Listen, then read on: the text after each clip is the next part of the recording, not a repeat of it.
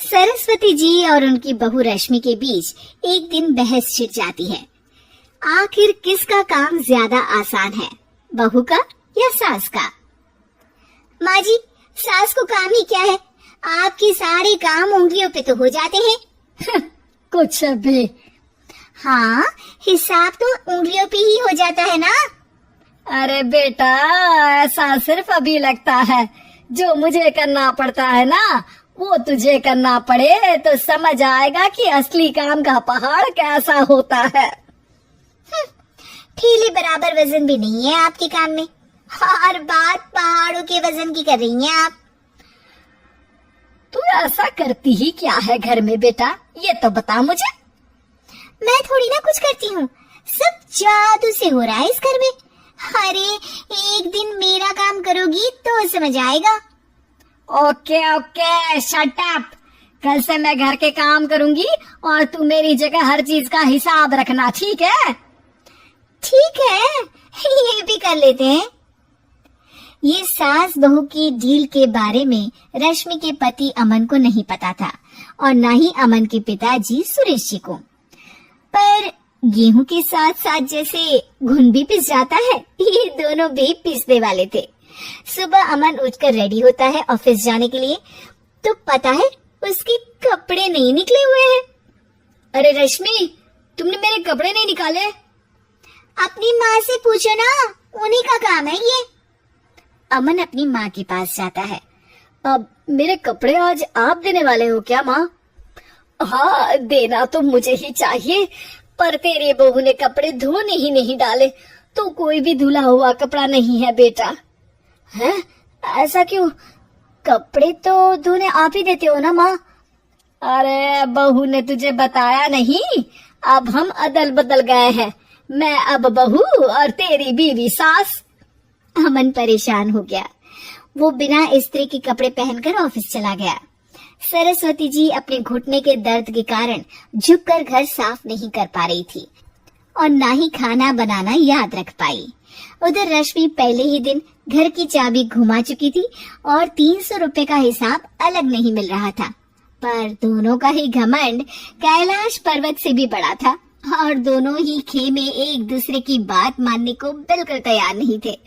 शाम को जब सुरेश जी और अमन खाना खाने बैठते हैं तो सरस्वती जी उनके सामने गाजर और पपीते लाकर रख देती हैं। अरे माँ, ये क्या है? ख्याली पुलाव के साथ सलाद। माँ जी खाना बनाना भूल गई लगता है। अरे एक एक चमन्नी का हिसाब है मेरे पास, खाना बनाना कैसे भूल जाऊंगी? ये तो मैंने पढ़ा था कि फल फ्रूट खाने से सेहत अच्छी रहती है, इसीलिए ये ले, एक फल खा ले। रात को सुरेश जी और अमन अपनी मीटिंग बिठाते हैं अकेले में।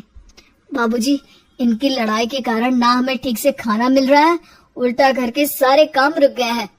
हाँ बेटा, 2 भैंसों की लड़ाई में बेचारे खेत के पौधों का भी नुकसान हो रहा है। पर पापा, क्या बताऊं आपको, मैंने माँ को इस महीने की 2 तारीख को बिजली के बिल के पैसे दिए थे। आज बिल भरने के लिए मांगने गया तो पता चला कि रश्मि उन पैसों से गैस सिलेंडर ले आई। अच्छा, तो सिलेंडर के पैसों का क्या हुआ? अब सिलेंडर के तो कोई पैसे नहीं थे बाबूजी, हमारे घर पर गैस की पाइपलाइन लगी है ना। बेटा, इन दोनों का कुछ करना पड़ेगा, नहीं तो अपने घमंड के चक्कर में पूरा घर बर्बाद कर डालेंगे ये दोनों। अमन और सुरेश जी काफी सोच विचार के बाद एक निष्कर्ष पर पहुंचते हैं। रात ही को दोनों अपनी पत्नियों की अलमारी से नई साड़ी निकालते हैं और सुबह जब रश्मि और सरस्वती जी उठते हैं तो देखते हैं कि दोनों पति साड़ी पहनकर चढ़ाव पर सब्जियां काट रहे हैं। अरे ये सब क्या हो रहा है? क्या हो रहा है मतलब? आप दोनों अदल बदल हो सकते हो तो हम क्यों नहीं? अरे क्या मतलब? नहीं नहीं, मेरी भी बचपन से किसी की बहू बनने की इच्छा थी, तो आज से सरस्वती तुम बड़ी बहू, मैं मिडिल बहू और अमन छोटी बहू। अरे लेकिन सब घर पर बैठ जाएंगे तो कमाएगा कौन? ये घर कैसे चलेगा? अब वो तो भैया या बाकी लोग जाने, अब हमने भी अदल बदल कर ही लिया है तो कुछ नहीं हो सकता। रश्मि और सरस्वती जी को समझ में आ जाता है कि उन दोनों की आपस की डील के वजह से इन दोनों को बहुत तकलीफ हो रही है और उनके ईगो ने दूसरों को कितनी यातनाएं दी है। अब असल में माँ जी आप सही थी, सास बनना बहुत मुश्किल है।